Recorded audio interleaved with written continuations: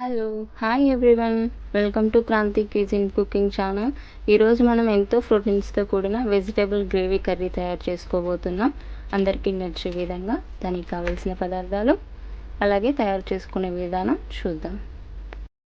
దానికోసం మనం ముందుగా ఒక మిక్సీ జార్ తీసుకొని దాంట్లో అరకప్పు ఆనియన్స్, 3 పచ్చిమిరపకాయలు, అలాగే అల్లం వెల్లుల్లిపాయలు పొట్టు తీసుకున్నవి, అరకప్పు పచ్చి కొబ్బరి, అరకప్పు కాజు ఉంటే కనుక వేసుకోండి, లేకపోతే స్కిప్ చేసేయండి.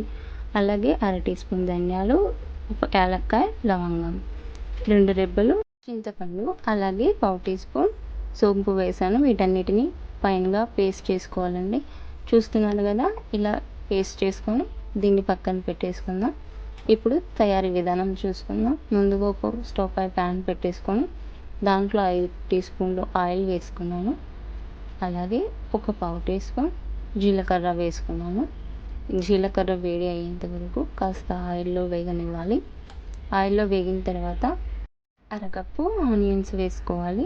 వీటిని కాస్త ఆయిల్లో ఫ్రై అయ్యేంత వరకు కలుపుకొని దీంట్లో 2 రెమ్మలు కరివేపాకు వేసుకోవాలి. అలాగే కాస్త పసుపు వేసుకోవాలి. పసుపు వేసుకొని మూడింటిని కాస్త పచ్చివాసన పోయేంత వరకు వేయించుకోవాలి. అలాగే దీంట్లో 2 టీ స్పూన్ల కారం వేస్తున్నాను. ఈ కారం నేను ఇంట్లో పట్టించింది. సాల్ట్ కూడా దీనికి తగినంతగా ముందే వేసాను. మీరు ఒకవేళ కారం పట్టించకుండా వేస్తే ఉప్పు చూసి వేసుకోండి. అలాగే మనం ముందుగా ఏదైతే రెడీ చేసి పెట్టుకున్నామో అది పేస్ట్ని వేసుకొని కలుపుకోవాలి. గ్రేవీని కాస్త 2 నిమిషాల పాటు ఆయిల్లో ఉడకనివ్వండి. కొంచెం సాల్ట్ వేస్తున్నాను. నేను ముందు పచ్చిమిరపకాయలకు సాల్ట్ వేయకుండా పేస్ట్ చేశాను. అరకప్పు పచ్చి బఠానీలు, అరకప్పు క్యారెట్ ముక్కలు, అరకప్పు బీన్స్, అరకప్పు క్యాప్సికమ్, అరకప్పు ఆలుగడ్డ ముక్కలు వేస్తున్నాను. మీకు నచ్చిన కూరగాయలు ఇంకేమైనా అవైలబుల్ ఉంటే వేసుకోవచ్చు. వీటన్నిటిని బాగా కలుపుకొని ఒక 2 నిమిషాల కోసం అనేసి మూత పెట్టేద్దాం. 2 నిమిషాల తర్వాత మూత తీసుకొని వాటిలో ఒక అర గ్లాసు వాటర్ వేసుకుందాం. వాటర్ వేసిన తర్వాత కాస్త కలుపుకొని మళ్ళీ మూత పెట్టుకుందాం. కావాలి అంటే మధ్య మధ్యలో వాటర్ యాడ్ చేస్తూ కాస్త అడుగంటకుండా కలుపుతూ ఉండండి. ఇలా ఒక 10 నిమిషాల పాటు స్లో ఫ్లేమ్లో పెట్టేసిన తర్వాత చూసారు కదా, ఇలా ఆయిల్ పైకి వస్తుంది.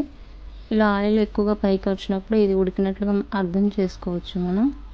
ఇంట్లో కాస్త సన్నగా కట్ చేసి పెట్టుకున్న కొత్తిమీర వేసుకోవాలి. చివరిలో ఒక పావు టీ స్పూన్ పంచదార వేస్తున్నానండి. ఇలాంటి గ్రేవీ కర్రీలో పంచదార వేసుకోవడం వల్ల టేస్ట్ అనేది చాలా బాగుంటుంది.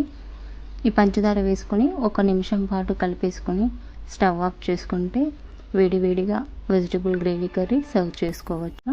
దీనికి కాంబినేషన్లో నేను జీరా రైస్ తయారు చేస్తున్నానండి. దానికోసం ఒక పప్పు కుక్కర్ పెట్టుకొని దాంట్లో ఒక 2 టీ స్పూన్ల నెయ్యి వేసుకొని, అలాగే 1 టీ స్పూన్ జీలకర్ర వేసుకోవాలి. దాంతోపాటు అరకప్పు క్యారెట్ ముక్కలు సన్నగా కట్ చేసుకొని వేసుకోవాలి. అరకప్పు పచ్చి బఠానీలు అలాగే క్యారెట్లు ఉంటే వేసుకోండి, లేకపోతే లేదు. వేసుకుంటే ఇంకాస్త బాగుంటుంది. ఇలా కలిపేసుకుని నెయ్యిలో 1 నిమిషం పాటు వేగనివ్వాలి. అలాగే దీంట్లో అర టీ స్పూన్ సాల్ట్ వేస్తున్నాను. 300 గ్రాముల రైస్ వేస్తున్నాను. సాల్ట్ కూడా దీనికి తగినంతగా వేసాను. మనం వేసుకున్న బియ్యాన్ని కూడా 1 నిమిషం పాటు నెయ్యిలో వేగనిద్దాం. కాస్త కలిపేసుకొని రైస్కు 2 ఇంతలు నీళ్లు వేసుకోవాలి. నీళ్లు వేసుకున్న తర్వాత గరిటెతో కలుపుకొని 4 విజిల్స్ వచ్చేంత వరకు ఉడికించుకోవాలి. చాలా తక్కువ ఇంగ్రీడియంట్స్తో చాలా టేస్టీగా ఉండిద్ది ఈ జీరా రైస్. మీరు కూడా తప్పకుండా ట్రై చేయండి. చూసారు కదా ఎంత మంచిగా ఉడికిందో. స్మెల్ అయితే భలే వస్తుందండి. రెడీ అయిపోయింది. వేడివేడిగా సర్వ్ చేసుకుందాం జీరా రైస్తో వెజిటబుల్ గ్రేవీ కర్రీ. వీడియో కనుక మీకు నచ్చినట్లయితే లైక్ అండ్ సబ్స్క్రైబ్ చేయండి. Thanks for watching. ఇంగ్రీడియంట్స్ డిస్క్రిప్షన్లో ఉన్నాయి, చెక్ చేయండి.